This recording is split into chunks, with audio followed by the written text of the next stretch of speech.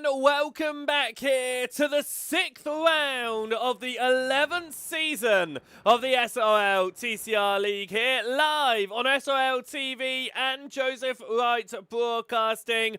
We are stepping into the second half of the competition, and it means that the championship fights are now well and truly heating up. We await the drop rounds to be applied, because once they are, it is going to make it even spicier at the very top of the order. And with that being said, changes in all of our championships. What a season it has been in the early stages of this one, as we've started off all the way back on April 10th at Donington Park. 5 weeks have passed, 5 amazing rounds of racing action. We have another 5 coming up your way. Watkins, Glen here today as we run the full boot layout. We head across to the UK, back-to-back. Snetterton, followed by Thruxton, round 7 and 8. Mid-Ohio will be the return of America, round number 9. And Zandvoort, what a way to end the season in round number 10 on June 12th. Make sure you aren't missing any of these by getting subscribed to the SRL TV YouTube page, where we are live, or any of the Joseph Wright Broadcasting channels as well. Now, before we get too heavily focused in this evening, I had to share a little bit of a story, a little bit of sad news in the SRL community here, as we think of the Delmont family today. It has been a real shame not to see Adam Delmont, defending champion from season number 10, of course, out there this season. And it was with heavy hearts they shared that unfortunately Rhys Delmont, Adam's son, has been going through a massive medical issue at the moment. He's been diagnosed with dilated cardiomyopathy, which means that he is dealing with advanced heart failure, multiple organ failure, and has an urgent need for a heart transplant, which is absolutely devastating. Of course, at just 21 years old, it does mean that all of the Delmont family are needing to spend all their time that they possibly can with Rhys at the hospital. Now, Adam works as self-employed, and therefore it's a very challenging time right now to take time away from that to spend with his son during this very tough moment. Therefore, we are asking all of you out there, if you have any spare money left over at the moment, and if you could head across towards their Just Giving page, which is linked in any of the chats. It will also have the QR code on the screen as well. Please head over there, donate whatever you can to support Adam and the Delmont family in all of this that they're going on through at the moment. It is again with heavy hearts that we share with this, and hopefully we have got obviously all our best wishes to all of them over there. Here though today, we get down onto the track to continue what has been a fantastic championship so far. We start by having a little bit of a look at each of the championships, because, as I say, there has been a little bit of a change in each of these championships as we head out here today. Because with the last round, there has been a few penalties that have been applied that I think don't represent the racing that we've been seeing lately. There's some heavy penalties that have been applied. There's some penalties that have been applied from intentional contact to gain instant points, and intentional wrecking as that as well. I won't mention names out of that one. Of course, they're all over in the documents that's been put out. But what it does mean is we've seen our first ever Tier 4 penalty that has been applied, and I'm looking here today whether the driver is getting back down onto the track, and I can't see him out there right now. Again, I'm not going to put that out there onto the live broadcast just at this point. However, if you do want to check it out, head across to our Discord for the SRL TCR League, and you can find out who is getting penalties for what. There were quite a few out of last week's races, and counting them, in fact, there were 10, 5, in each of them, with quite a lot of penalty points being taken off in the end. And what that does mean is drivers are having to deal with those deduction in points. But outside of the penalties, last week's race just in itself created a whole host of changes. Some poor races for some big names in each of the championship standings. What it does mean, if we have a look though at your amateur field, now Matt Pierce has come out of the woodwork in the last couple of weeks in your amateurs. He has gone 4 races, back-to-back race victories. In the previous 4 races, he won both of them at round 4 at Silverstone. He won both of them at Imola. Will he go on to win both of them again here today? Well, he's 3rd fastest in the amateur field right now, but he's only 1.5 tenths of a second off of the fastest in the amateur field. So Pierce does have an opportunity to go 6 back-to-back. He's already the most winningest driver in your amateur field this season with 4. Luke James, the only other driver to have taken more than 1 win. He's taken 2, but he's down in 7th in the championship. He's not been here all season long. Christian Larson is only 10 points behind Matt Pierce. Larson himself has actually not won a single race in the amateur field, but his consistency has placed him up in 2nd position in all of this one. Torburn Mail is only a single point behind. Now, if we remember last season, Torburn Mail was tied on points with his teammate Vegard Olsen-Lear halfway through that season, and he fell off in the second half. He'll be hoping this season he will not fall off in the second half of this championship. Chris Evans sits in 4th position in the championship right now. A little bit of a jump behind, about 18 points there, down to Chris Evans. Then it's Joshua Syme. He's taken, he's going to take a bit of a hefty penalty in one of his next races due to an incident in last week's event. He's only 1 point clear ahead of Per Harvard Hafstad at the moment with 162 points. Another jump down to 2-time race winner Luke James. He sits in 7th right now ahead of Scott Malcolm by a single point. 11 points further back as Kevin Marshall say, and then 13 back to Lewis McCaig. I mean, this is a very close championship fight if you think about it. Not just from the top, but I mean, it's 100 points, only 100 points, separating your top 9. Now, if you flash back to last season, 100 points was the gap between 1st and 2nd in most of our championships. So the fact there's 100 points separating 1st to 9th is absolutely crazy in this amateur field right now. So that's going to be interesting to keep an eye on as the season continues, of course. At the back end of the amateur standings, then you have Shamoy Samuel, 76 points. Andy Littler with 35. Michael Gagnon yet to get out there this season and get any points to his name. We then take a step up into the Pro-Am Championship because Thomas Coombe is up into the top of that one. Now, of course, Coombe has stepped into the stepped into the Pro-Am standings from the amateur standings last season. Coombe was runner-up last season. Henschel won the amateurs back in season number 9. So both of them have been at the top of the amateurs. They've come into the Pro-Ams. Henschel in his 2nd season in the Pro-Ams. Coombe in his 1st. And they've just found their way to the top end of this order. And they right now have quite a lovely gap to those behind them. We talked about the 100 points separating the top 9 in the previous championship. Well, 100 points will only take you down to 3rd position in this championship. That's crazy, isn't it? Like in the Pro-Am standings, how there is much more spaced out. But what we've got to remember is these guys are scoring more points than the amateurs because the championships, they take their championship points from their overall races, no matter the classes. So you do see a lot of these Pro-Ams finding their way up towards the front.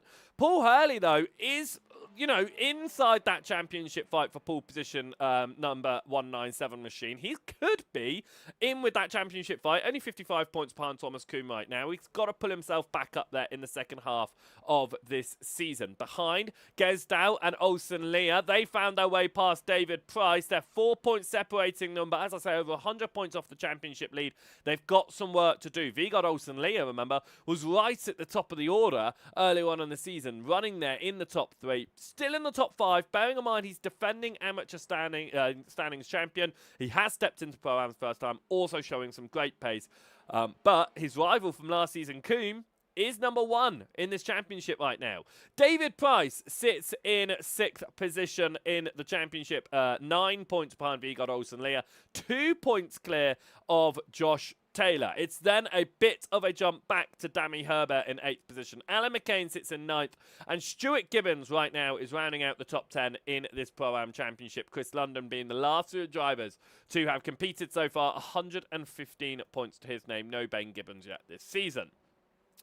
We then go and have a look at this semi-pro standings. This class was introduced last season. Remember, Daniel Lewis, sorry, not Daniel Lewis. I've just read his name as I'm looking down my my sheet of all of my my list of things over there. What I meant to say was Daniel Downing has took that semi-pro last season by a dominant margin. That dominant margin is slowly going the way of Bradley Sellers. Sellers has taken 2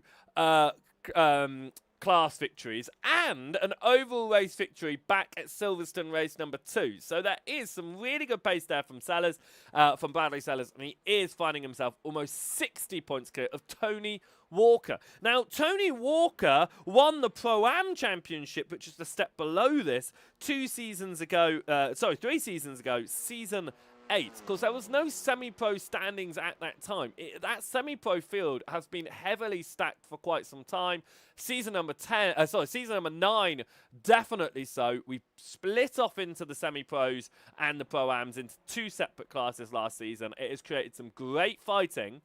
Tony Walker could find his way to the top of the order here, but he's got a little bit of work to catch up to Sellers. He's got some work to do to keep De Jong behind. Only 8 points separating them. De Jong also with 2 wins. Same with Walker in class. They've all taken 2 wins apiece in class, but Sellers and De Jong have taken overall victories where Tony Walker has not. Kyle Hardy then sits in 4th position, and as I say that, keeping within 100 points of the race leader thing, well, top 4 here are within 100 points of your championship leader. JB Dejay is doing a great job of holding on to a top 5 right now. He's got 5 points ahead of Demis Titchler with 363 points, 10 points further back to Daniel Lewis. It's then Craig Walters, 330, 11 points clear of Simon Mouldercleave, who sits only 2 points ahead of Fraser Geraghty. Marky Mikalainen then sits in 11th position in the championship ahead of Dec Crowther. There's 5 points separating them. It's then a massive jump down to Peter Van Gool, but the reason being Peter Van Gool did swap over into his into a new car. He's getting used to that new car as well. Starting the season in the Honda, he has, of course, jumped across into the Audi. For the, I think it was after Mugello, wasn't it? He did the rollover at Mugello, and then he's yet to get back into that Honda, so it's the Audi for him. Stephen Fry yet to have taken part in this season. And finally, as qualifying gets underway in the background and they'll start to do their outlaps, let's have a jump and look at your top class, your pro class. Because Kim Borkland, runner-up last season, he has shown some significant pace. Well, he has had the consistency this season, as has his teammate Gordon Haig. Kim Borkland sits at the top of the order, 612 points, and sitting 15 points clear of his teammate Gordon Haig. But we know that they swap around a fair bit. Haig has given position to Borkland a number of times over the course of this season. I don't expect that to change going into the second half of the season too much, but maybe will this fight increase a little bit more. Of course, once drop weeks are applied, don't discount Daniel Downing. Ben Oucher has fallen even further behind. Remember, he wasn't here at the very beginning of the season, but he had a really bad run at it last week. He's fallen behind John Brown, 4 points separating those two. Dan Mould, he's out there again, not having the best of seasons this season, but just trying to get as many places as he can. He has taken 3 pole positions, of course, 3 overall race wins, but the consistency has not gone the way for Dan Mould. Then it is Chris McIntosh sitting in 7th position, 12 points behind Mould, and then a massive jump down to Mark Draper, and then again to Braden Sagasat. Jack Brown stepping back from the championship, but he does round out the top 10 ahead of Samuel Sproul, and Luke Woodhouse yet to get down onto the track as well. And then finally, in your team standings, which I can't get up onto the board for you, it is onto the screen for you, I should say, is Sim Racing Norway by Polly Akemi, teammated, of course, by Gordon Haig and Kim Borkland. They are the top of the order in the championship. Unsurprisingly, they're both at the top of the pro standings. SRL Green are then holding closely onto second position, 811 points ahead of Hydro Race Racing Forces with 778. We do introduce the team Cool Camel Racing, run of course by Matt Pierce. They have stepped onto the board now. They're 17th position, but Matt Pierce, the only team out there with only one driver to his name, 227 points, all coming from him, but he does get himself ahead of Crest Autosport and, of course, Area Motorsport, who have not competed. So, interesting way to look at each of the championships. They are going to change, of course, after tonight again. Who is going to be leading each of those? Well, it is anyone's guess at the moment, because we have had a mix of different race winners in each of the different classes. In the 10 races we've had so far, no driver has won their class more than 4 times, and no driver has won overall more than 3. Right, as you can see, drivers are out there and they are getting on their qualifying laps, which means that we can start to have a little bit of a look at how they are doing. Paul Hurley then, he's sitting pretty in the championship for himself in the Pro-Am standings. He's sitting 3rd. He does have a little bit of work to do to get up towards the top end of the order, but we shall have to wait and see what he's able to do over Lucas Henschel and Thomas Kuhn, who of course been very quick out there throughout the course of this season as well. Kuhn, I mean, taken 4 class victories this season. Henschel's taken 2. Paul Hurley's in 3rd in the championship. He's not actually won the class, he's not taken a class win at all this season. So he's just been there through pure consistency, great overall positioning. So yes, might not have taken over class victories, but he's been there in some strong results overall, and it has led to him having some lovely results over the course of the season. It does mean that Paul Hurley does find himself 3rd in that Pro-Am class, of course, and it will be interesting to see what he's able to do. And if you're interested in how they're all stacking up overall as well, Kim Borkland is leading the overall championship. No surprise there. Bradley Sellers, your leading semi-pro, is 4th overall in the championship, which I think is a very, very strong position. Thomas Kuhn, your leading Pro-Am, is 13th overall in your championship. And then finally, Matt Pierce is sitting, amateur championship leader, is currently sitting, I'm trying to find him here on my order, on my list. I cannot see him on my overall championship. Matt Pierce is not on my overall championship. Interesting. However, if I'm not mistaken, his points would put him... I think they would put him in potentially, just trying to figure it out here, maybe 25th position his points would put him in. I think 25th. Yeah, for some reason not on our overall championships that I can see on there. However, looking as qualifying is going on here, it's a decent result there for Paul Hurley. He's 10th overall, and of course we've got our class standings there. So let's, on our bottom there, as that always gets reset no matter how many times I do this. Let's make sure it's showing our overall positions. There we go. Demis Titchler will be looking to try and get some good results in, and he's got some support in the chat as well from Ronald de Jong, celebrating his teammate, of course, Demis Titchler, trying to get some points, some good points onto the board once more. Daniel Downing looking to try and make up for last week. Did not have the results that he was hoping for a week ago, but can he find his way back towards the front of the championship after today? Of course, Imola was a difficult round for so many drivers. There was a lot of instance, there was a lot of cars struggling around what was a very tight track, and I do think Imola was probably drivers' most hated circuit of the season, I would say. Of course, Snetterton's next is, I think, quite a fun one. Thruxton, I think, is probably going to be one of the best ones. But, I mean, Zandvoort, end of the season. What an end to the season. I don't think you can get a better end to the season, actually, in this this league. We've seen Zandvoort before. A couple of seasons ago, it proved to have some absolutely phenomenal racing. So, I cannot wait to get back down into the Netherlands once more. It's the Blitz boys are out there together, putting in some laps as they head out of the boot. We look at Henschel here. I would say dragging his teammate around. He's not dragging his teammate around, of course, but he is pulling Chris London around at the same time here, and they're giving each other a bit of a tow, and that's what you need. Of course, you do have the boot section, which slows you down a bit. However, for the majority of this track, you're going to want the tow, especially in the qualifying session here. And both of these, if you actually look, they are in their own little voice track compared to a lot of the other drivers that jump in together. A lot of drivers also don't jump into a track. They like to go very competitive and talk to their teammates. But London and Henschel in their own track as well out there, so are talking about how to run around.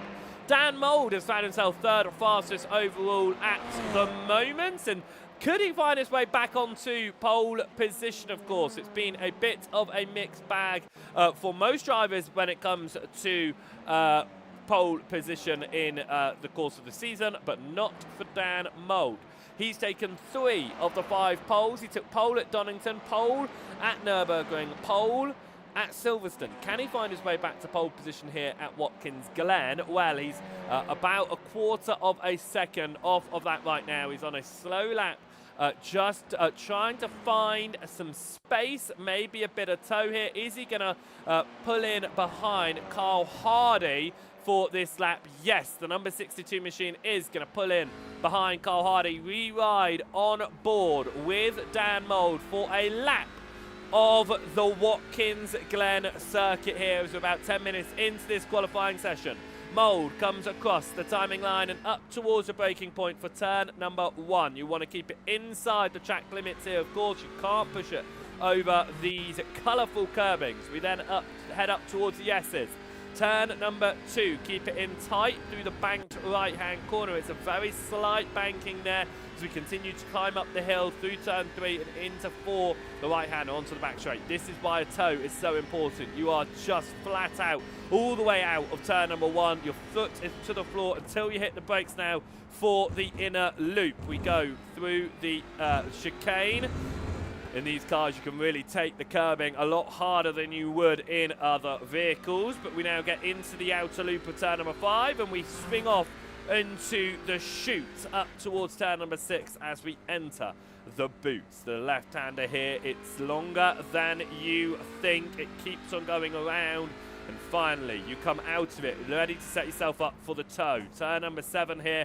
And we tuck it in again to the curbing, and you find that in most corners. There are some tracks in which you don't tuck it in to every single apex, but here you certainly do. Out of turn number 7 and up towards the heel of the boot now into turn number 8. Mould using Carl Hardy here as a extra bit of slipstream as we exit the boot into turn number 9.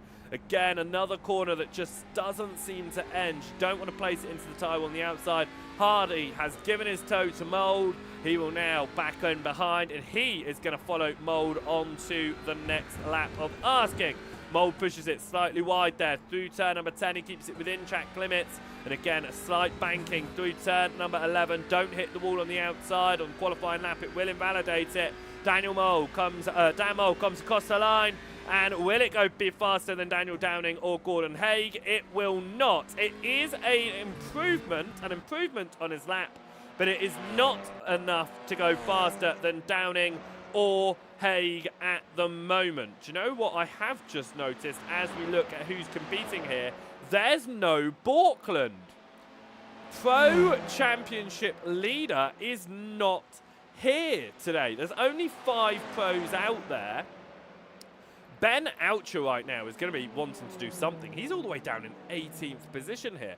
But this is good news for Oucher. Remember, he wasn't here in the first week of asking, and he had an absolute dismal round last week. So I thought that that was going to almost drop him out of contention. But actually, without Borkland here, I think Haig could take the championship lead here. But Daniel Downing, he's second fast right now. He could do something if Haig has a bad weekend himself. He doesn't have Borkland there as support, and those two have been running together all season long. Like, they've just constantly been with each other, and now Gordon Haig is almost like he hasn't got his right-hand man. He is out there on his own. Now, that's not hurting him in qualifying, and it looks like he is going to go for back-to-back pole positions. But remember, Gordon Haig got pole position last week, did not convert it. It's a race win. He is the first time this season a driver who got pole position did not win either race. Kim Borkland last week is the first and only pro driver this season to have taken taken class victory in both race 1 and race 2.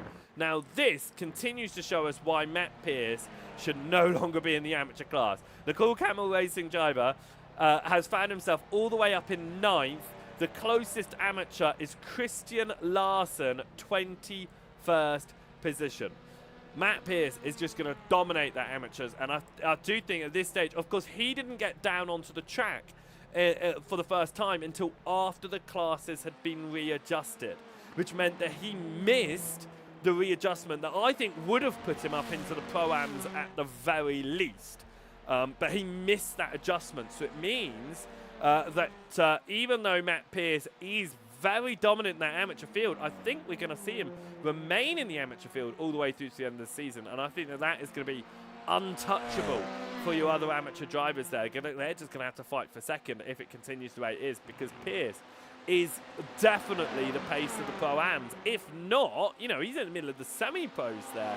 I think the amateur class definitely not one that he should remain in. But with that being said, we're not going to discount the fact that he is doing an absolute fantastic job. No matter what class he's in, he's only 6/10 off of Gordon Haig right now. And I mean, the top 17 are separated by just a second. Which is absolutely crazy, and the top 27 are separated by less than 2 seconds. Chris Evans only just over that, Luke James 2.2 seconds, and for a lap time that is almost 2 minutes in length, that is an incredibly tight field. And I think that overall, as that is Fraser Geraghty who's had an accident through the final corner there, I think overall, you know, when you look at the spread of the field, this evening, I think, is the closest that spread of field has been. Yes, we've had the least amount of drivers we've had all season long. It does taper off as the season goes on, of course. However, there's still 29 drivers here, and look how close all those drivers are. I mean, that's incredible how they are doing out there. Carl Hardy used Dan Mould to great effect. He found his way up to the front of the semi-pros, 5th overall right now. As we just have a little look to see who's still out there. Bradley Sellers is still out there. He's leading the semi-pro championship, of course. But Sellers at the moment, 14th overall. He'll be looking to try and find some time in this last lap of asking as he comes around the final corner. Is he going to have enough time to finish this one off? As he comes to the timing line, he will not have enough time to get that one to the line. That means we are going to have a qualifying session complete, and we are going to line up for the first of our 2 races today. 20 minutes will go onto the board, and this is how they are going to line up. Gordon Haig takes back-to-back pole positions. Can he convert it into a victory this week? We'll have to wait and find out. Daniel Downing is going to be starting second alongside. It is Dan Mould who's sitting in 3rd position. John Brown in 4th. Carl Hardy is the fastest of your semi-pro field. They are 5th position. 6th is Josh Taylor, the fastest of your Pro-Am field. Peter Van Gool is then in your 7th position ahead of Demis Titular. Matt Pearce, your fastest of your amateurs, somehow all the way up in 9th position. Tony Walker in 10th. David Price sits in 11th ahead of Thomas Coombe, who will start in 12th on the grid. JB Duché will be in 13th position ahead of Bradley Sellers. Daniel Lewis in 15th. Craig Walters is starting in 16th position ahead of Vigard Olsen-Leah, and Fraser Garrity in 18th place. 19th is for Chris London ahead of Ben Oucher. Stuart Gibbons will be starting in 21st ahead of... We've finally made our way down to the 2nd amateur driver, when our first one is starting in 9th. Christian Larson, 2nd in class, 22nd overall. A massive gap between your 2 amateur drivers at the front of the order. Kevin Marshall will be starting in 23rd ahead of Dec Crowther in 24th position. Torban Mayer will be starting in 25th ahead of Lucas Henschel. Paul Hurley will be on the grid in 27th position ahead of Chris Evans. And Luke James in 29th. And that is a name we were not expecting to see. He was not here in qualifying, but Kim Borkland has made it into the session. Will we see him onto the grid? He's going to have a lot of work cut out for him to try and make his way up the order, potentially into a top 10 for the invert in race number 2. Of course, the top 10 being flipped. Now, if you're just joining us and you are waiting for the start of this one like we are, make sure you hit that link that is in any of the chats. Scan the QR code. We are supporting the Delmont family, which are over on the YouTube as well, watching along tonight. We have absolutely all in our thoughts and prayers as we head into this evening's races. We are thinking of you, and if you are able to spare any spare change, then please head over to those donation link that are in any of the chats and give what you can, with the story being over there as well. And it genuinely brought a tear to my eye when I read it earlier. So please do go and check it out. We prepare then for the first race of action here. 20 minutes on the clock for the first race. We are green and away as we head up towards turn number 1 here. Round number 6 of season number 11. And straight away a change at the front of the order. Daniel Downing is going to try and hold on to the overall race lead. Past Gordon Haig out of turn number 1. He's done exactly that. Just what he needs to do to get the points back on Haig and Borkland in the championship. Good news for Borkland. He is out there on the circuit. He started from 30th. He is up to 24th position on the grid. Ben Outra in the pros did not have a great qualifying session, but he has needing to find some pace. He's in 16th place right now. It's the tight chicane. Somehow it looks like we are going to go through without major issues, with drivers going too wide through the chicane, in fact. But we have got off the opening lap of the race, the opening sector of the race, for the first time without something popping up saying someone has crashed. That means a nice clean getaway here at Watkins Glen. Can we do it for another 10 laps of asking once we get out of the boot and across the timing line for the first time? Kim Borkland has some work to do. He's trying to get around the outside of Dec Crowther here. He's not been here in the practice. He was not here in qualifying. He started in 30th position on the opening lap of asking. He is up to 22nd place right now. He does need to find his way up the order, but any points are going to be good points for him when he was almost absent from the evening's races.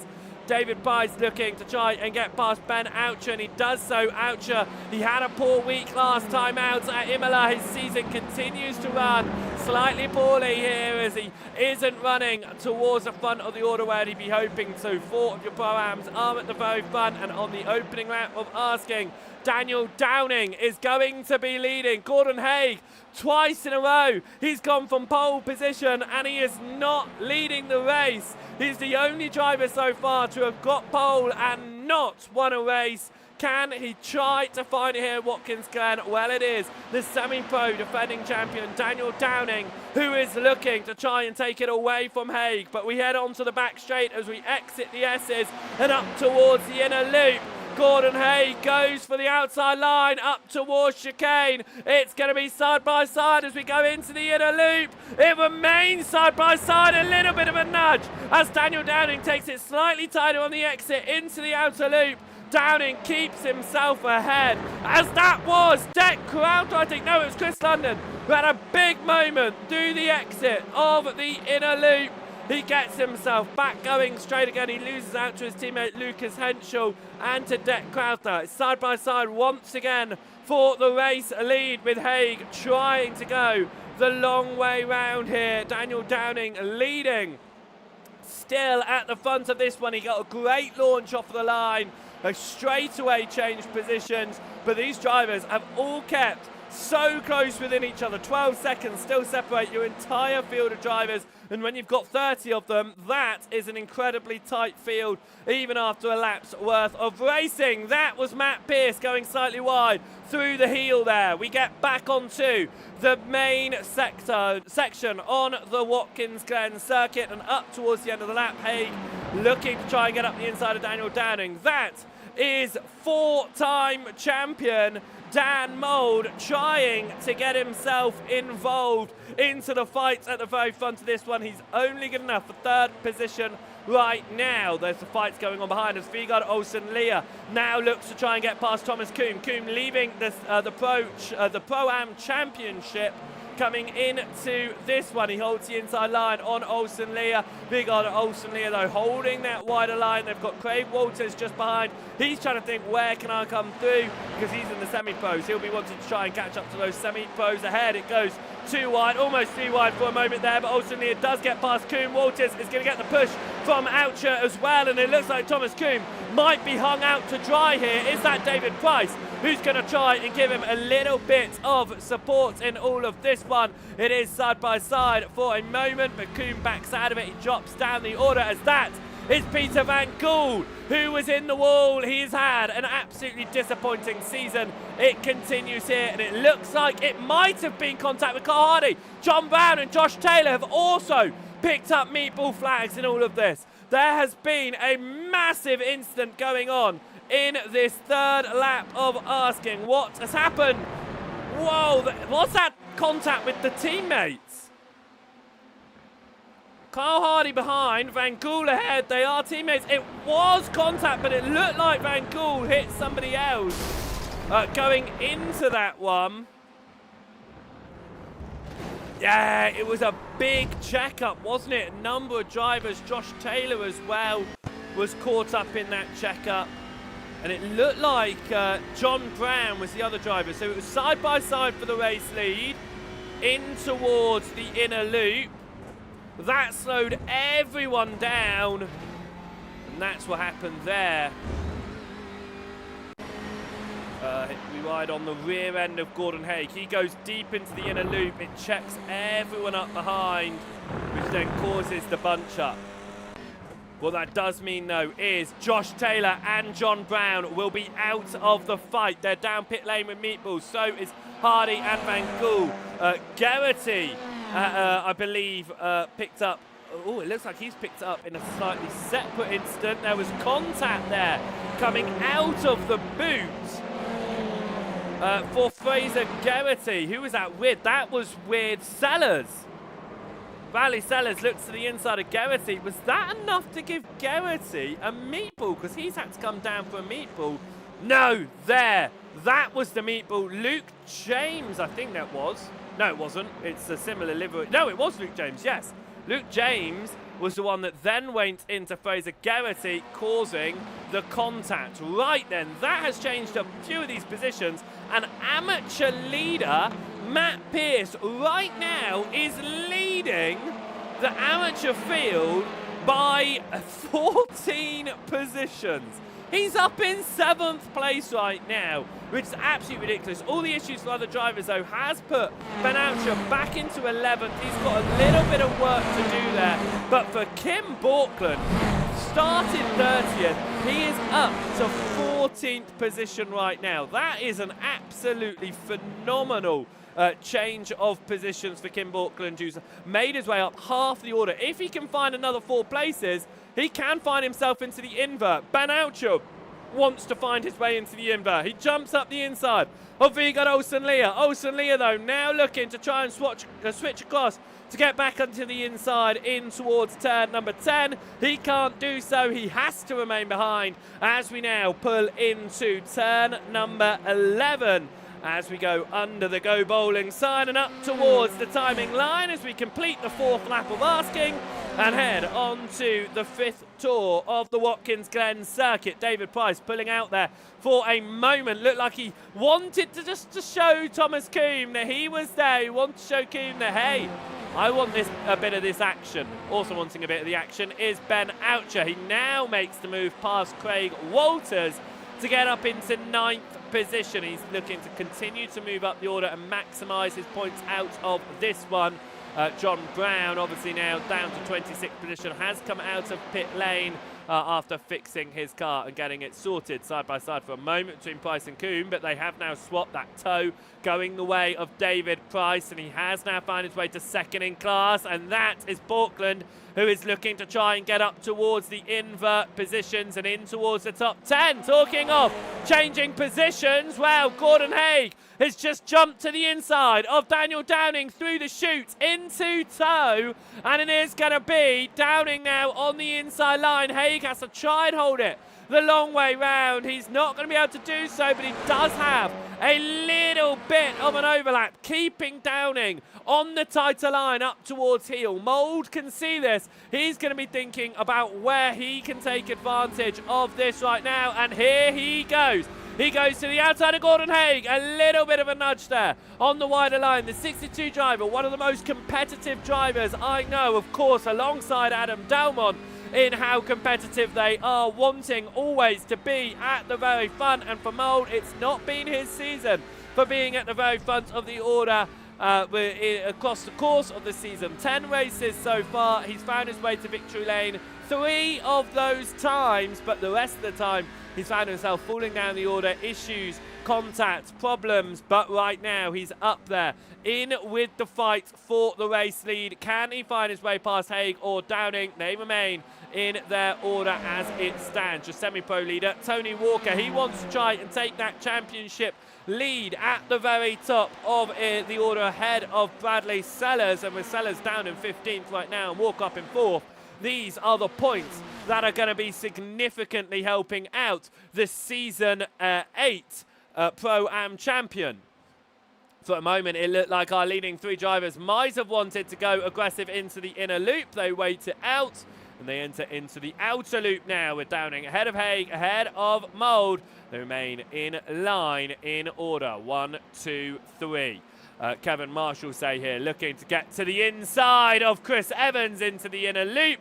Has to back out of it, that one, with Evans just keeping it ahead right now. He's got a nice line through the inner loop and into the outer loop. He can keep Kevin Marshall say at bay behind, part of the Lumen Motorsport team behind, of course, and then it is Luke James just chasing in behind that as well. These amateur drivers fighting it out for what is going to be, even though it looks like it might be 3rd in class on the left hand side there, it's 4th in class. Don't discount Matt Pierce all the way up there, 7th position. He's just behind JB Dejay. Could try and find his way further up the order in this one as well. That being said, there is a little bit of a change in position going on here because Daniel Lewis and Ben Oucher are going to run side by side as Oucher now looks to try and get to 8th position. He's on the outside of Lewis as we go in towards turn number 10.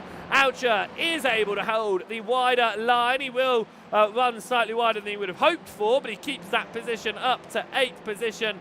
Craig Walters for just a moment there tucked his nose to the inside of Daniel Lewis, and that is of course not only overall position in terms of championship, it would be a class position change as well. Walters will be wanting to outscore Lewis and get some points over some championship rivals out there. Out of the race so far, Fraser Geraghty and Peter Van Gool. They had a part of those meatball issues with the big checkup through the inner loop is what I wanted to say, and of course that meant that he did but both of them fell out of the race, but they haven't left the event, which is good news. We'll see them starting race number 2, albeit from the back of the order. for that one, but it should be a good little fight through. Of course, making your way through the order is not impossible. Kim Borkman's proving that. He started 30th. He wasn't here for practice or qualifying, jumped in right in the dying stages of qualifying, which meant that he has found his way onto the back of the field. He's now having to try and find his way up the order. Talking about up the order, Ben Oucher, after struggling in the opening couple of laps of this one, has now made his way past Matt Pierce as well and up into 7th position overall. Can he then dispatch JB Dejay next? A swap in position for class. 2nd place in class here, and it looks like Larson there looking a little bit slow in comparison to Mail. And whilst that was happening, a change in position for 2nd place. Dan Mould has got past Gordon Haig. This is how he did it through the boot. It was into the toe. He looks to the inside and he made that move as late as can be. And Dan Mould does a nice jump to the inside there to make it up into 2nd position past Gordon Haig. It has opened up the gap a little bit to Daniel Downing, but can Mould find his way back to victory lane? He managed to do it at race number 1 at round 4 2 weeks ago. The last time Daniel Downing won a race was round 2 4 weeks ago. He'll be wanting to try and take the victory here. And for Gordon Haig, who's now taken 2 back-to-back pole positions, he'll be getting a bit frustrated that he isn't able to take the race wins.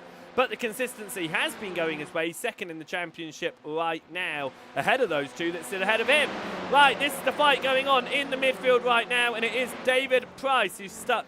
Not David Price, sorry, it wasn't. It was Matt Pierce, I should say, who was stuck on the tighter line. He abandons the lap. In fact, he completely abandons that one. Matt Pierce didn't want to get involved in any contact. He's running very well compared to the other amateur drivers. He jumped right off at the inner loop. It has created a bit of a gathering of drivers, though, that Daniel Lewis now leads and Craig Walters.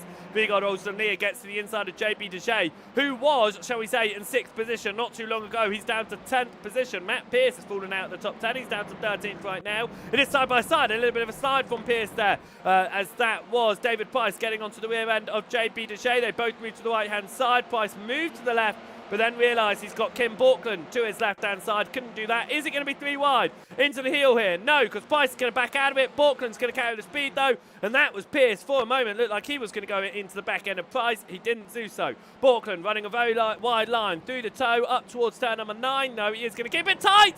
It's a touch with JB Dejay. Dejay is going to slide and fall, and he is super slow.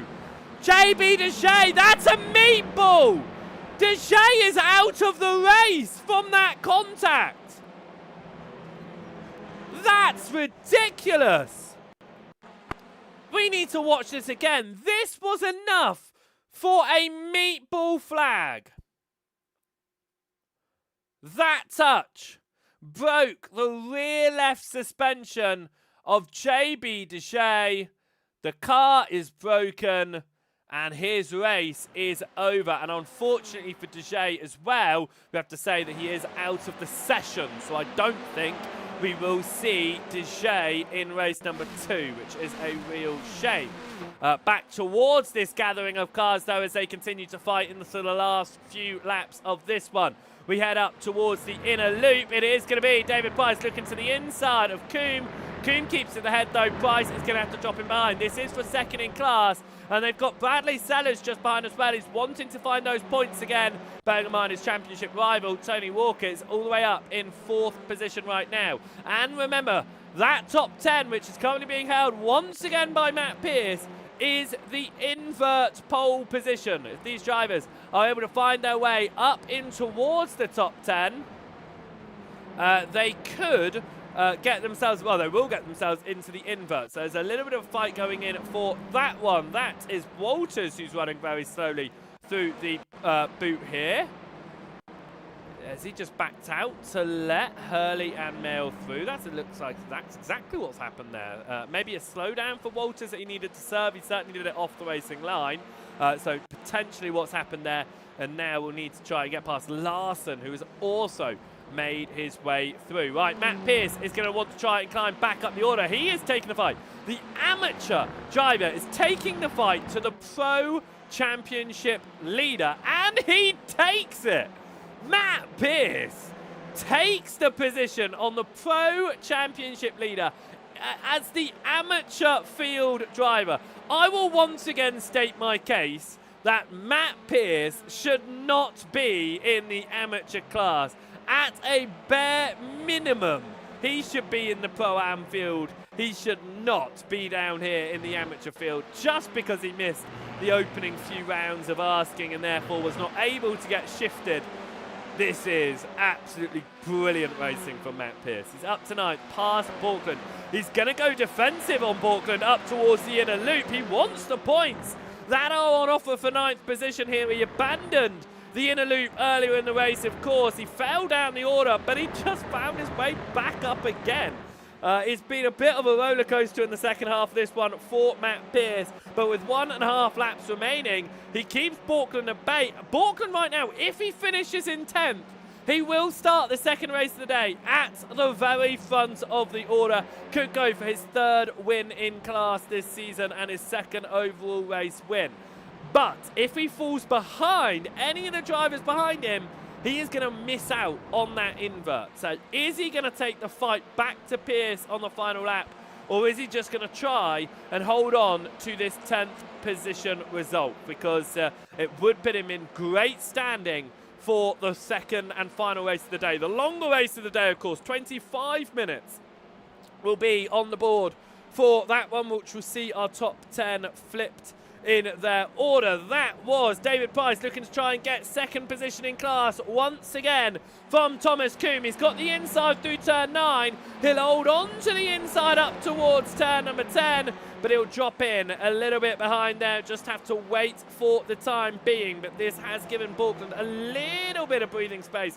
Once again in 10th position. We go on to the final lap of asking at the front of your order. Yes, it is 2 SRL cars, but remember they run under 2 different banners. We've got the SRL purple of Daniel Downing. They sit 2nd in the team's championship, in fact. No, they don't. I get the wrong name. They're sitting in 4th, I think it is, in the championship coming into this one. And then you've got Dan Mould, SRL Rosso. It is 4th for SRL purple. It is SRL Rosso down in 13th position. Of course, Dan Mould, Jack Brown. Mould's not having the best of seasons. Brown backing out the season early basically means that Mould is running a single-person team through this season, which is no surprise why he finds his team so low in the order. But he does push Downing through into the boot. Is he going to try and make a move in through the boot section of Watkins Glen? Is he going to try and make that move?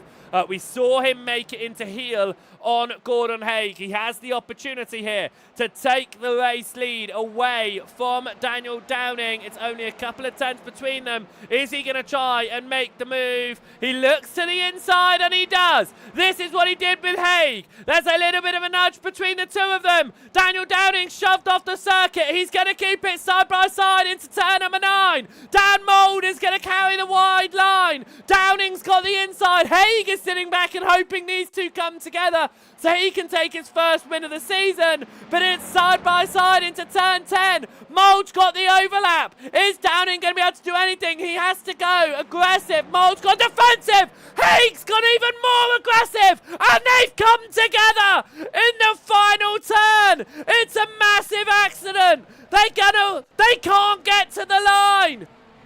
Tony Walker takes 2nd. Titchener takes 3rd. Haig is 4th. Oucher takes 5th. Daniel Downing is just plummeting down the order. A massive wreck just takes Downing out of contention. This could be where he loses the championship. He is still struggling. I think that is going to be potentially huge penalty points for Gordon Haig. We have to have another look at this one. We are going to have another look at this one. Gordon Haig, we ride on board. We might lose the replay and have to jump back to it in a moment as the session progresses. But look at this, Haig on the wide line. Yep, we're going to have to jump back to that replay. Here we go again. The session progresses, unfortunately, so we lose it. Look at that big hit there. Absolutely crazy. Right, let's ride on board again. He jumps to the inside. Contact. Pushing. And they just get caught.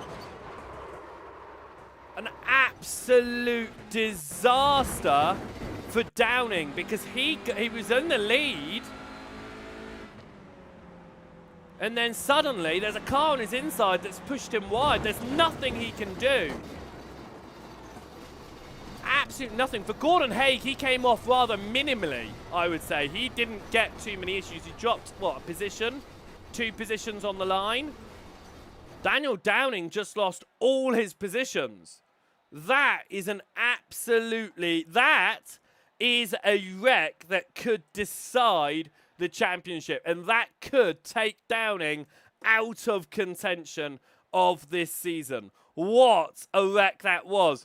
Dan Mould made the move at the right time, and he takes a win in that one, which is going to be win number 4 of the season. Tony Walker then gets up into 2nd position with that result. Demis Titchener finds himself in 3rd position overall. Gordon Haig fell down to 4th, but it's not as bad as what happened to the driver he came into contact with. Ben Oucher managed to recover for 5th position in the end of that one ahead of Daniel Lewis. Vigard Olsen-Leo wins your Pro Am field. Matt Pearce wins your amateur field.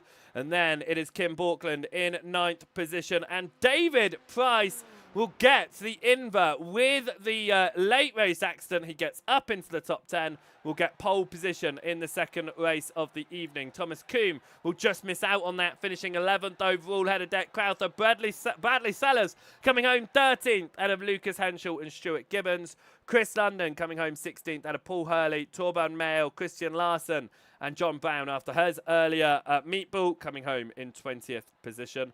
Chris Evans coming home in 21st, added from Kevin Marshall. Daniel Downing all the way down in 23rd position in the end. Luke James in 24th ahead of Josh Taylor. Carl Hardy taking 26th, ahead of Craig Walters. Deshay out of that one, as was Fraser Garrity and Peter Van Gool. I do believe you'll see Garrity and Van Gool out again in the next one, however, but we'll have to wait and see how it all turns out for our drivers. But what a mixture of a result that was, and what an ending to all of that as well. That was absolutely... I think that genuinely is going to have a serious impact on the championship at the end of this one. What a massive accident that was. We've got a couple of minutes to talk to drivers out there following race number 1, and in fact who we will talk to out of all of that one is, I was going to talk to Matt Pearce, but he is deafened in there. I would love to have talked to the amateur winner in all of that. However, what we will do instead is talk to, here we go, Dan Mould, because for what is the 4th time this season, Dan, you found your way to victory lane, and it looked like you chose it right at the perfect moment, the last lap of asking, right before a wreck behind. Yeah, I pulled the exact same move on Gordon a few laps prior to that. I'm surprised Dan didn't cover that corner, but it was there for the taking, and then it was just a case of just holding it side by side, because I know the last 2 corners, if you hold it on that kind of line, you're going to get the exit on the last. But I've just watched what happened between Dan and Gordon. It's unfortunately for both of them there. I think Dan came off worse off, but it is what it is, isn't it, I suppose. It is a big loss for Dan in that one. However, it does mean you've taken 4th win of the season. You've been either at the front or at the back across the course of this season. Are you hoping that this time, race number 2, you might be able to keep it towards the front? I'm not bothered at all, buddy. I'm just making up the numbers at the moment. Sim Racing's taking a back seat right now, but I'll do my best as always, but we'll see. Right, good luck for race number 2, Dan, starting in 10th place, of course. Cheers, mate. Bye. Dan Mould there, coming home to take victory for the fourth time this season. But as he said, it's either, as we say, it's for front or the back for him through the course of this season. He'll either find his way to victory lane or find his way into a barrier. It's not been the most consistent results, which is why the championship heading into this one sees him down the order. However, a great result in race number 1. Could it continue into race number 2 if he can stay out of issues? Very possibly. And, of course, a fair few issues in that one. The check up into the inner loop causing 4 cars to get some major damage that they needed to get sorted out. And then, of course, that last lap accident, which pushed Daniel Downing out of decent results and put Gordon Haig a few places back as well. Right then. They grid up for the second race of the day, and as I always say here, it is your top 10 reverse. That means David Price, who benefited from the late race accident, finds his way to pole position for the second race of the day. 25 minutes on the board. Kim Borkland will be starting in second. Matt Pearce, the amateur driver, all the way up in third position, and tell you what, he put a good fight to Borkland. Don't discount him from a potential race victory. Vigard Olsen-Leah, fourth on the grid, ahead of Daniel Lewis and Ben Oucher in sixth position. Then it is Gordon Haig starting from seventh. Demis Titcher and Tony Walker benefiting from the last lap accident, getting the podium in race number 1. He'll start in 8th and 9th position. And your race 1 winner, Dan Mould, will start in 10th place. Thomas Coombe will then be your first of your drivers to start as they were from the results of race number 1. It'll be Coombe ahead of Deck Crowther on row number 6. Bradley Sellers will start ahead of Lucas Henschel. It'll then be Gibbons and London. Paul Hurley will be starting in 17th ahead of Torben Mayle. Christian Larson from 19th ahead of John Brown. Chris Evans will be starting in 21st. Kevin Marshall from 22nd. If he makes it onto the grid, Daniel Downing will be starting from 23rd position ahead of Luke James. Josh Taylor will be starting in 25th position ahead of Carl Hardy. Craig Walters from 27th. Again, if he makes it onto the grid, we saw him leave the session after the accident in race number 1 that caused the meatball. JB Deshay would start in 28th place. Fraser Geraghty will be 29th on the grid, and Peter Van Gool will be at the very back of the order. We'll be hoping that he can get this one to the checkered flag. No matter where you are watching tonight, over on the SRL TV channels, over on Joseph Wright Broadcasting, we welcome you in here. And of course, before we get going for race number 2, I want you to direct you over to the links over in the chat and any of the broadcasting channels as well, as we are supporting the Delmont family. Adam Delmont, our season 10 overall and pro champion, of course. Well, his son, the 21-year-old Reece Delmont, currently going through some medical issues that are causing some life-threatening issues for him, and there is support for the family in those links. There is also the QR code that's been on screen throughout the broadcast that you can scan and get over to there as well. So any money that you do have that's left to the side that you can support, please consider sending it their way. Right then, we prepare for race number 2. 25 minutes on the board for this one. David Price is going to be starting from the front of the field. Kim Borkland has just had an absolutely brilliant launch. And the pro driver, who started 30th in race 1, is leading. Turn number 1, race number 2. Ben Oucher looking to go to the inside of Gordon Haig for 4th position as we head up towards the S's on the opening lap. It's side by side between the 2 pro drivers. Haig comes out. Sorry, no, that is Olsen-Leah running the same liveries, of course. That was Vigard Olsen-Leah, as Oucher's already keeping himself ahead of Haig. He is going to now have to try and keep himself ahead into the inner loop. Side by side behind there, and that is a big wreck coming into the loop behind. A number of cars involved in this one. A few others scattering as they try to figure their way through. It looks like Kevin Marshall, Chris Evans, Craig Walters were the 3 drivers there that were caught up in that wreck coming into the inner loop. We'll have a cast back on that one in a moment once we settle it down here in the opening stages of this race.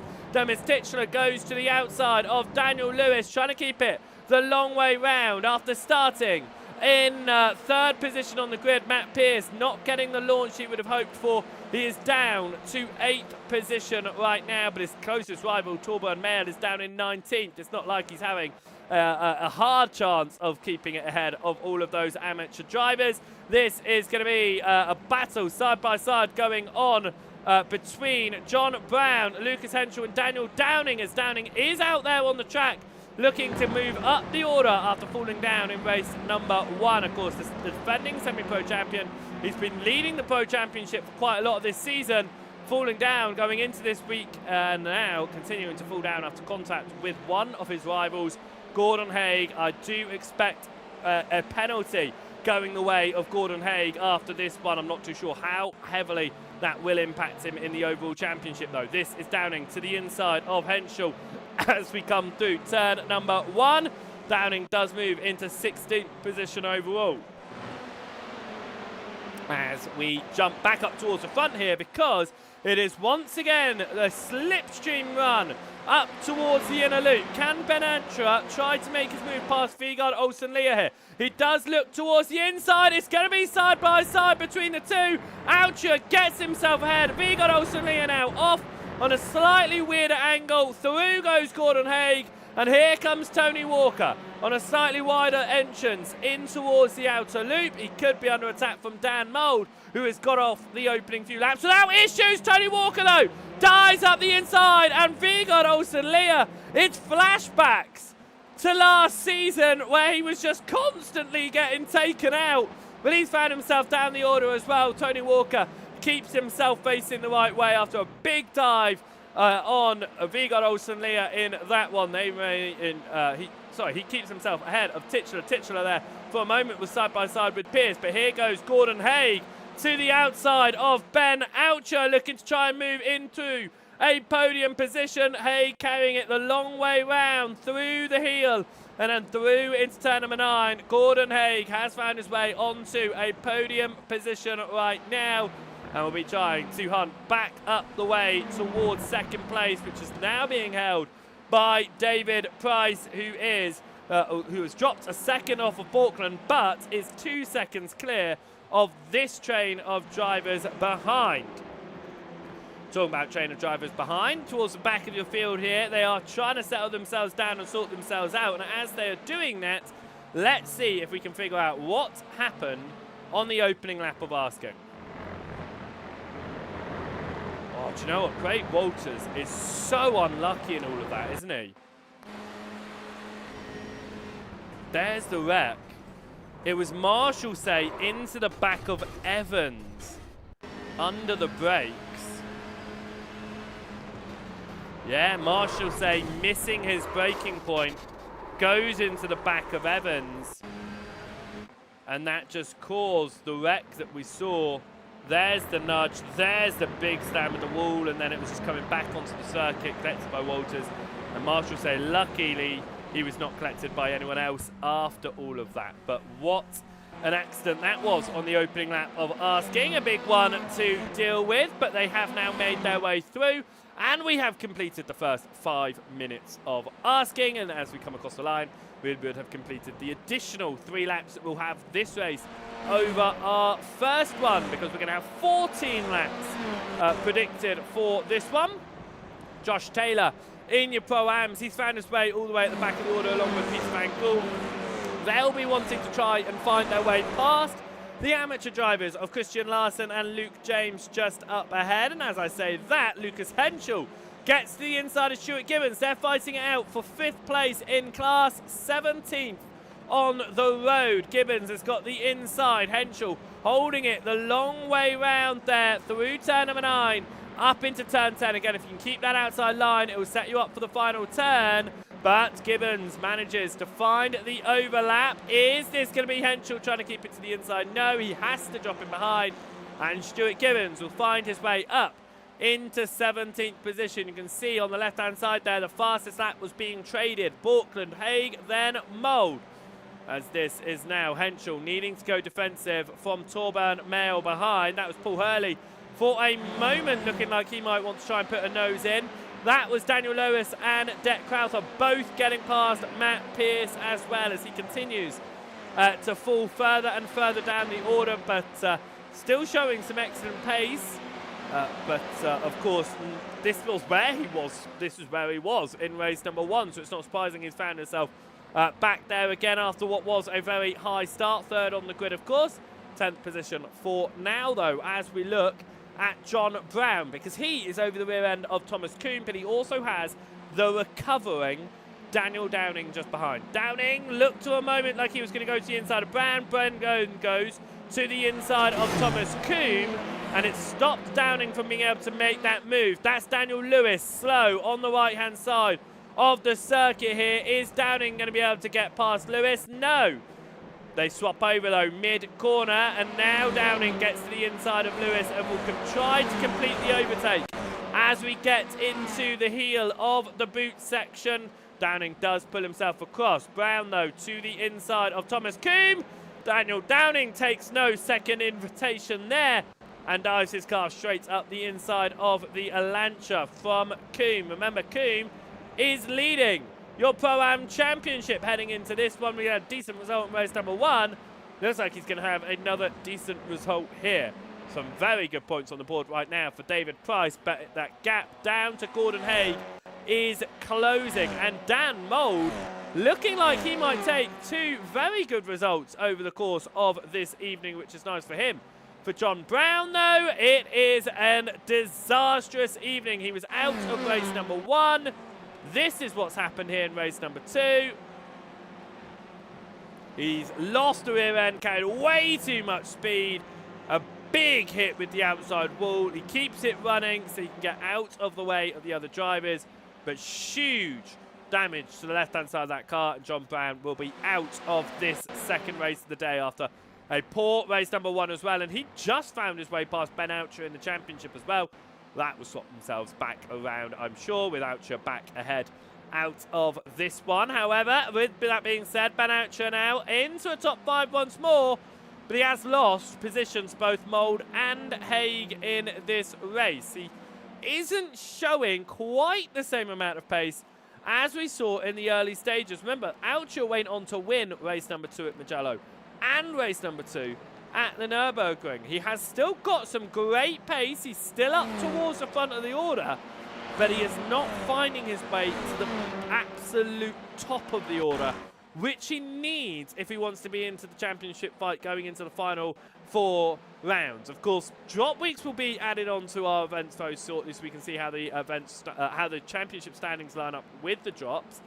But of the drop weeks, that final round at Zandvoort is not going to be dropped, and I think Zandvoort is going to be a rather chaotic evening in itself. So that could be incredibly interesting to see how it all plays out. Bear in mind, that won't be a drop round. How drivers choose to approach it, especially those in a championship fight. Those not in a championship fight, well, or those on the outer fringes, let's go for it. Let's risk it for what could be a really good result, or we die trying. Let's see what happens in this one.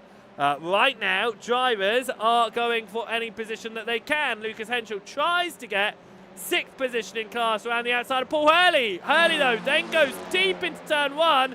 Henschel doesn't need another invitation to make that move through on the exit. And here comes Fraser Garrity now to try and take advantage on that one as well. Chasing in just behind as we ride on board with Fraser Garrity. Looking through, Paul Hurley looks to the right-hand side. He then moves to the left. Garrity has got his nose in. He backs out, though, and that is suddenly Peter Van Gool to Garrity's inside, and he drops down to 22nd position. A little bit of a slide there from Van Gool, but he is looking to try and get a better race in this one. He found himself into the wall early doors in race 1. Contact that included his own teammate, of course. Both of the result drivers, sorry, not the result drivers anymore, are they? They're I should say, the result team clothing is the name of that team this season. They came together a part of a large collection of drivers through the inner loop. Peter Van Gool did look to the inside there. Paul Hurley through the toe, but it wasn't going to be enough. But is this going to be enough? It was a late jump to the inside. Hurley going a little bit later onto his brakes, but gets it turned in nicely and keeps himself ahead as well right now. Paul Hurley in 20th position, looking to try and hold on to this 20th position because it's not the best of points, especially for someone who wants to keep himself involved in the championship fight in their Pro-Ams. However, it is still a decent result and one that will be some points to help him out in that overall fight as they come up now towards the timing line. This is Peter Van Gool to the inside of Paul Hurley into turn number 1. It's going to be side by side. Hurley is going to try and carry more speed on the outside. Van Gool keeps the speed on the inside. There's a little bit of a nudge through the exit of the corner, but it is going to be Van Gool ahead of Hurley. And here comes Fraser Garrity. And as he comes out of the S's, he is going to be pushing Van Gool on the right-hand side to try and get past Hurley as well. Van Gool now goes onto the normal line. It is side by side between Hurley and Garrity. It continues to be so, but Garrity gets himself ahead, and all of that was happening. David Price has fallen to 4th position. It was an overtake by Gordon Haig and then by Dan Mould, and this is how that one occurred. It was along the straight up towards the inner loop, and it looks like he just made that line as tight as possible for Price. Price didn't back out of it though. He was definitely still within that fight, and then Dan Mould looked to try and take full advantage of Price falling down behind Haig, and it was up towards the chute in towards turn number 6. He got to the inside of David Price, and Price holds on to 4th, but now down behind your pro leaders. Ben Oucher will be wanting to try and dispatch David Price next as they come up towards the timing line, and with 7 laps done and a potential 14 on the line, we're looking at being halfway through the second race of the day here. We watched Stuart Gibbons coming through the final turn because he is in the middle of another train of drivers being led by Vigard Olsen Leo in 15th, Carl Hardy in 16th, Dennis Gibbons in 17th, and a male in 18th position as they come across the timing line. It looks like Gibbons goes for a later lunge there on Carl Hardy. It wasn't going to be enough to make that move stick for him, but he does put the pressure on to the rear end of Carl Hardy in their fight for 16th position, as Oucher has also just got past David Price as well and has made that move. This is how that one occurred, in towards the inner loop. Just a nice easy pass, and Price just almost allowed that one to happen, didn't he? He didn't take that fight too hard with Oucher. Again, Price is sitting in 5th. His closest rival is Thomas Coombe, who's all the way down in 12th position, so he is still outscoring Coombe significantly here. For Price, it would be, I mean, it took 2 wins before coming into this one, and of course took 2nd in race number 1, so we could be looking for a 3rd win of the season in cars. But Vigard Olsen Liam in race number 1, I should say actually, it was his 1st class win of the season, so congratulations to him from that one. Torben Mail and Vigard Olsen Leah, so we just talked about Vigard Olsen Leah, has had some issues. What's happened to Vigard Olsen Leah here? Oh no! Oh, and he's hit his own teammates in that accident. Whoa! It was contact with Hardy. It was thrown back onto the circuit, and there was really nothing that Mail could have done in that one, was there? Oh, it just came straight back into him. What happened into this corner then? Carl Hardy, let's have a little look. He swings to the right, and was it just Olsen Liam moving? No, do you know what? I think Hardy might have moved. We'll watch this once more from off board. I think Hardy might have moved to the left, you know. He's on the grass, and he moves left.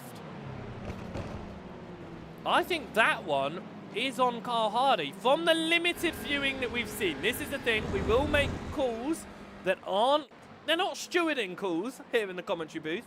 They are a commentator's view of what we think the incident might look like. We don't look at all of the angles. We look at the onboard, just a couple of shots, a couple of offboard shots. We don't look at all technical angles and things that you can do with the iRacing service, of course. So, from our view, that looks like Carl Hardy swung too close to, well, turned too early, coming into contact with Viggo Olsen-Leia out of the race. And unfortunately for Mail, just a collection with his teammate, which is a real shame for the Sim Racing Norway amateur endurance team. Of course, they've been teammates for a number of seasons. It's a shame that it ended up that way. Dan Mould has decided, yeah, I want to be on top, or I do want to be at the back. We talked to him at the end of race number 1, and we said that it seems to be a victory, or, he seems to be at the front, or he seems to be at the back.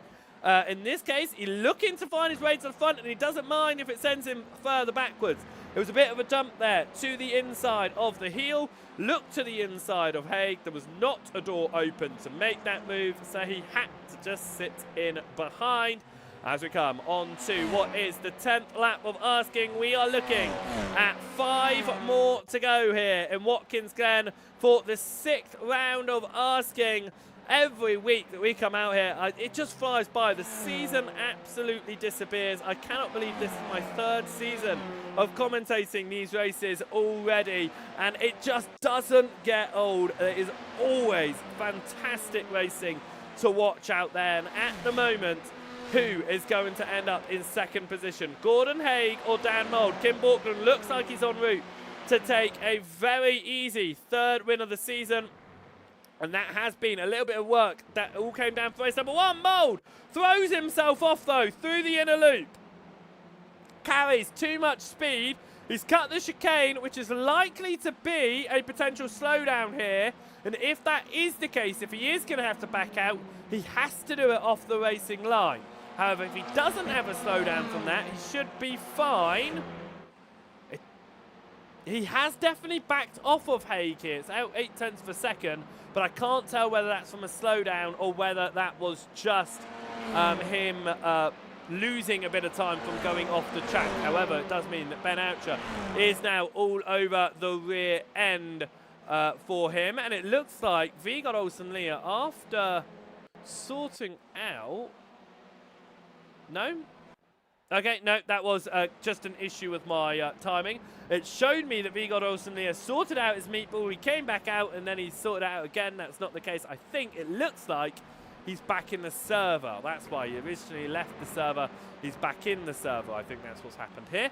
Right then, we come up towards the end of the lap. This is Carl Hardy looking to try and take it the long way around Fraser Garrity. Now, this is a good place to be if you can hold it the long way round into turn number 10 as well, because it will set you up for the inside of turn number 11. Hardy doesn't need that setting up, though, because he's already made the overtake past Fraser Garrity and has moved up to 18th position. Ben Oucher here is now looking to try and get onto the rear end of Dan Mould to make this move, and this toe that he's going to get on the 11th lap of asking is going to help him out. We come out of the S's onto the back straight and up towards the inner loop. 5 minutes left on the clock. We're looking at 4 more laps of asking.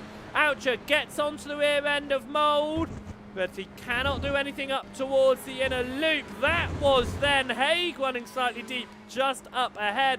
Doesn't look like he's lost any too much time doing that, I should say. He has lost some time. Could pull Mould potentially back in with it, but still 0.8 of a second. Oucher just trying the slightly alternate lines here to see if he can do something within the overtakes as we now head up towards the toe of turn number 7. But as the fighting continues, Ben Oucher has to remain behind in 4th position once more. He got 5th position in race number 1, of course, and bear in mind, he was down, 17th position he fell to after not a strong qualifying session. He really had to work his way up. He benefits, of course, from a number of issues ahead of him, and it found his way all the way to 5th by the end of it. He's got some proper pace in this one. He started this one in 6th. He has moved up to 4th, but he has lost positions, both Haig and Mould, as they've moved even further through the order. The gap to Borkland, 2.3 seconds. Looks like it is going to be safe for him. Which is going to be good for him, bearing in mind he wouldn't have wanted to lose too many points over Haig. Haig's accident, of course, with Daniel Downing in race number 1 did mean that he wasn't able to maximise his points over his championship leader teammate. Talking of Daniel Downing, he was outside the top 20 on the grid after crashing at the final turn in the final lap of race number 1, contact with Gordon Haig. He fell out of the top 20, but he is now into 11th, looking to try and take a top 10 away from Bradley Sellers. And I think that will be a little bit of a nice ending for him by the end of this one, because he'll get something out of it, some decent points, but he does see his championship rivals all the way at the very front, of course. Tony Walker leading the semi-pros, comes together with Demis Titchener. Titchener cuts the course at the inner loop. He's now going to be completely off kilt there. Could this be an issue for him with slowdown and having to back away from Tony Walker? He's already lost a little bit of time. Is he going to have to give up any time that was gained through the chicane? It doesn't look like he gained anything through the chicane with that one. There was a little bit of a nudge with Walker, and he went off straight on that one. Matt Pearce is now looking up the inside of Bradley Sellers to try and hold on to ninth position, but Sellers is going to take it away. Here comes Daniel Downing, and Matt Pearce backs out of it. Daniel Downing lets the semi-pro and pro driver through. It means Daniel Downing gets some more points to his name in this race.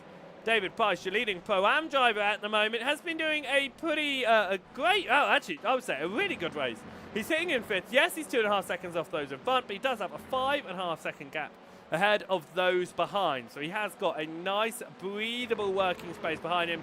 No need to push it, just get it to the line, of which there are 2 more laps to go until that checkered flag is waved for our drivers. 1 minute and 48 seconds left on the clock as these drivers get across the timing line. But as Borkland crossed the timing line, there was just enough time to get in another lap after this one. Daniel Downing now makes his way up to 9th position as he gets past Sellers in towards turn number 1. Can he find anything more with the podium sitters of the semi-pro ahead of him? Daniel Downing has been pushing hard in this second race to try and find his way up the order and towards the front of this one, but well, I say towards the front of this one, just getting some decent points in this one.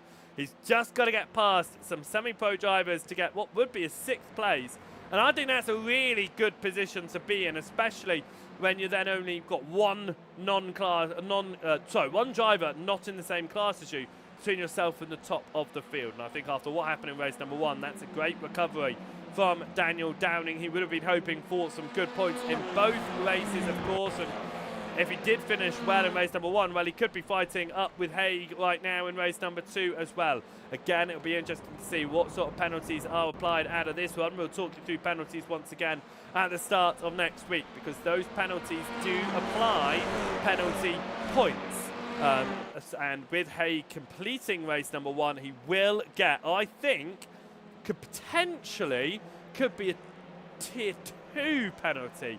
In that one, it was a last-ditch effort that caused major contact and it caused the driver to go from 2nd to 20. I think it was 27. No, it was 24th, wasn't it? It was a really low result in that one for Downing at the end of that one. Right then, the timer ticks to 0, but Borkland gets onto the white flag lap just as that timer does tick across. Now, Gordon Haig is not in the clear here. He has Dan Mould over the rear of him, and this is reminiscent of race number 1. It wasn't the fight between Haig and Mould, it was a fight between Daniel Downing and Dan Mould, and it wasn't a fight for 2nd, it was a fight for the lead. However, Mould on the rear end of Haig, he's already made the move once into the heel on Haig, he's made it twice overall in this race. Can he make it again? And this time in a fight for 2nd position. There's always potential. Dec Crowther all over the rear end of Demis Titchener, and that's Daniel Downing on the outside looking to try and get positions in this one as well. Downing stays behind. He knows what these points mean for his championship, and getting involved in a wreck on the last lap again is not the way to go. He stays where he is. Dan Mould, though, over the rear end of Haig as we come into the toe. He looks to the inside, trying to unsettle Haig on his racing line as we head up towards the boot. Could this be another dive to the inside from Dan Mould? He's a little bit further back than he was in both of his previous attempts. As we come up towards the heel, he has to stay behind as the gap continues to open up. But Haig does run deeper into the heel than he would have hoped for. Mould is onto the rear end. He's going to have to make a dive. Is he going to do a similar dive that Haig made into the final corner here? We come up towards turn number 10. Is Mould going to hold on to third? Is he going to try and make the move for second? He's going to stay in third position. He's not going to be able to make that move. Kim Borkland is going to take race victory for the third time this season, starting race 1. 30th on the grid. He finds his way all the way to the front at the end of race number 2. It is a fight for the semi-pros up towards the timing line, but Tony Walker will keep it ahead of the chasing pack. David Price took home victory in the Pro-Ams, and Matt Pearce, 11th overall, takes victory in your amateur field as the rest of our field comes up towards the timing line and takes home the checkered flag to come and take their final results of round number 6. What an amazing evening of racing it has been. We've just got a few drivers to get their way around the lap, and then they will find their way on to the race results, and we can talk you through how they all ended race number 2 here. A victory, though, for Kim Borkland, which should have to remind you, he was not here during the practice session or the qualifying session. Jumped in at the very dying moments of qualifying, which meant that he started 30th on the grid in race number 1. He was able to work his way up into 9th position at the end of race number 1. It meant he started in second. He was in the lead by turn 1, and it was just been a dominant run at the front of this one. But Borkland 30th to 1st over the course of the 2 races here this evening. With that being said, then we will have a little bit of a look at your race results then from the second and final race of the day here at the 6th round of Asking. It's been once again a brilliant evening of racing all around in all of your classes there, and a great evening's worth of entertainment once more. With that being said, then, here are your results from race number 2 of the day. Kim Borkland taking home victory for what is the 3rd time this season. It's the 2nd overall victory that he has taken. Gordon Haig coming home behind in 2nd position. Dan Mould, after winning race number 1, recovered for a 3rd place in race number 2. A great evening of racing for Dan Mould. It's not often we see a double strong result across both of the races. Ben Oucher coming home in 4th position ahead of David Price. Tony Walker coming home in 6th ahead of Demis Titcher, Daniel Downing, Crowther and Sellers. Price and Walker winning their individual classes, of course, as did Matt Pearce, who finished 11th overall, 2 tenths clear of Thomas Coombe. Daniel Lewis came home in 13th position ahead of Chris London and Stuart Gibbons. Peter Van Gool in 16th ahead of Carl Hardy. Fraser Garrity taking home 18th position ahead of Lucas Henschel. And Josh Taylor rounding out your top 20. Paul Hurley took home 21st in the end ahead of Christian Larson. Luke James in 23rd ahead of Torburn Mail. John Brown and Kevin Marshall say out of the race. Vigard Olsen-Lee after the big hit into the wall after the contact with Hardy.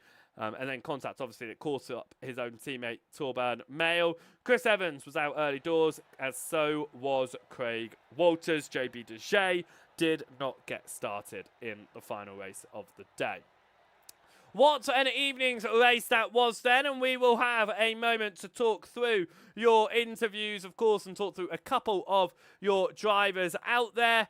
However, as we talk about all of that, it is going to be Snetterton in a week's time, so make sure that you are joining us for that one. It should be a brilliant evening's racing once more when we head across to Snetterton. Right then, let's have a word with a couple of drivers at the end of that one, because it was a very interesting evening for a number of them, including your leader inside your amateur field. He has now taken 6 races back-to-back in class.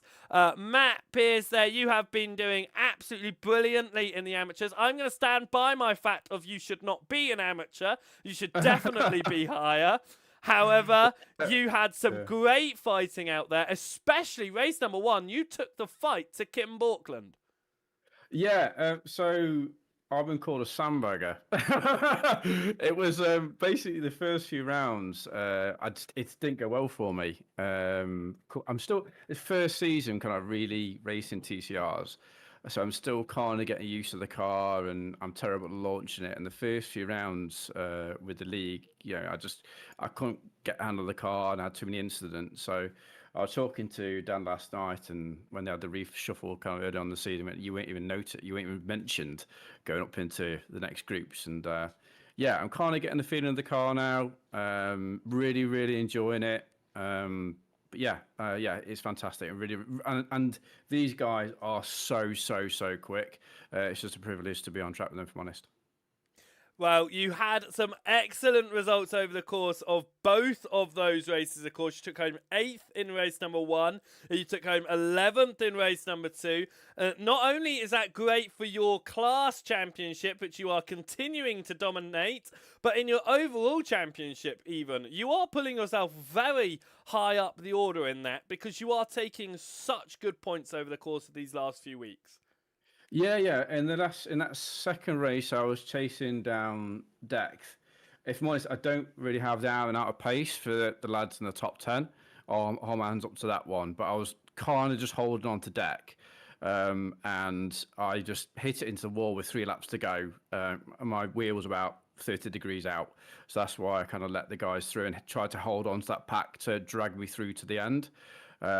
But no, yeah. So I'm honestly, I'm really enjoying it. So it's a privilege to race with these guys, and yeah, it's great to be leading the amateur championship, first time doing a proper league, and TCRs, and yeah, it's great. Really enjoying it. Well, it's been absolutely fantastic. 6 wins in a row in class for you. Another double here today with an 8th and 11th overall. Congratulations and a job well done. Cheers, Javis. Thank you very much, and really appreciate the streams. It's really good, mate. Thank you so much, Matt. There we go, coming home in victory again. Two races, a victory once again here today, and it was a 6 in a row over the course of the whole evening. Now, we've watched him racing around a fair bit towards the back end of the order this evening, but he has thrown himself into the mix, and he is in the mix of a Pro-Am Championship as well. Paul, you put yourself out there. You got some good racing. We saw quite a lot of you today. You had some decent results in your class. Could have done a little bit more, but the fighting was fantastic. Yeah, hi Joe. Yeah, mate, I do not enjoy this track, if I'm honest. But yes, on track, I had some really good battles. That was fun. So we turned up to race, and definitely had a race, that's for sure. Certainly did. You had great battles going on, like I say, in both of those races, but particularly in race number 1, we saw you fighting it out quite hard with a whole group of Pro-Ams. It wasn't just trying to get overalls. You were fighting it out there with, of course, you had Gibbons, you had London Henshaw up there as well. But then you did have a few amateurs behind you, sort of teasing in there, getting in the mix. It looked tight out there. There was a number of times in which it looked like you were going to be able to make a move to the inside and the door closed, or someone jumped to your inside and made it interesting side by side. It just looked like nobody knew what anyone else was going to do.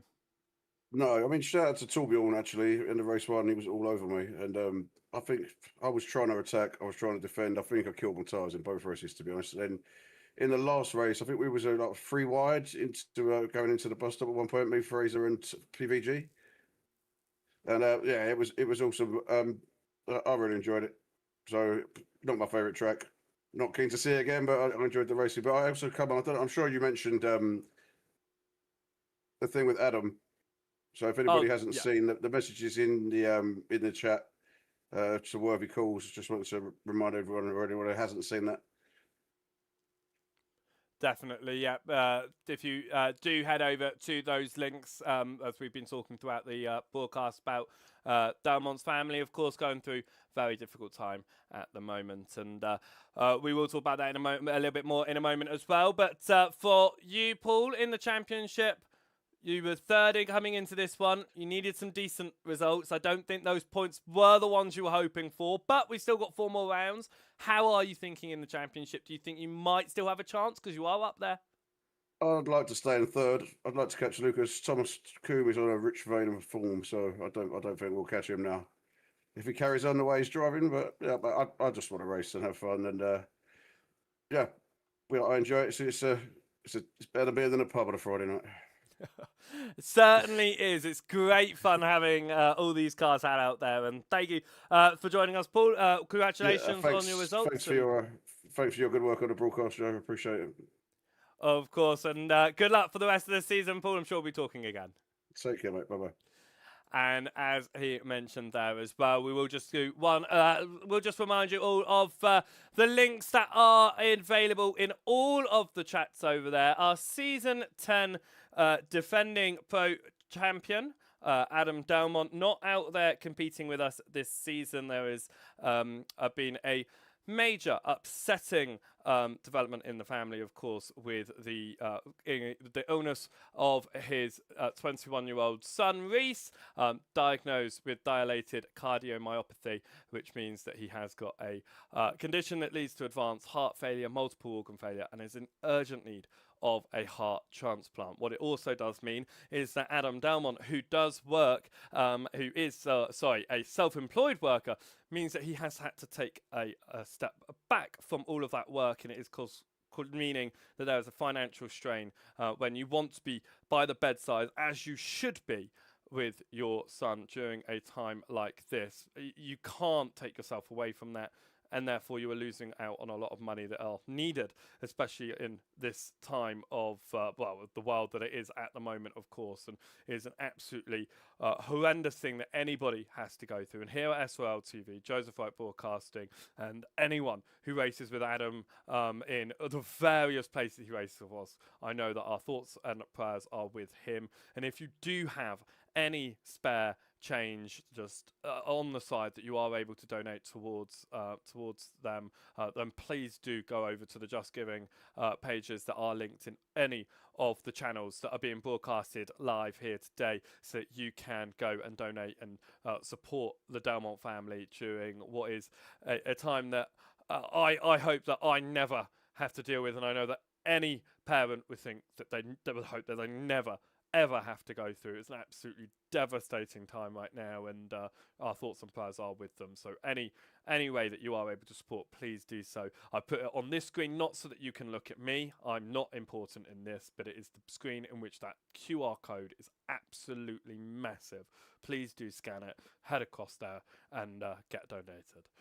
Right then, here though, it is a good evening and a good night from the SRL TV team. We will be back in a week's time. We head to Snetterton for the 7th round of competition, and if any of the previous 6 rounds, including tonight, have shown what sort of racing it is on offer here in SRL, then make sure that you are joining us. Join the SRL Discord so you can get yourself involved on season number 12, which will be getting started at the end of this season as well, with announcements I'm sure to follow within the next week or two. It's normally around this stage in which we do find out about the following season of competition. So keep an eye out, an ear out for all of those announcements. And if you're not already in the Discord, get yourself down there. It's where everything is. It's where place to be to get yourself onto the grid. And you want to do it as quickly as possible, because this grid does fill up super duper quickly.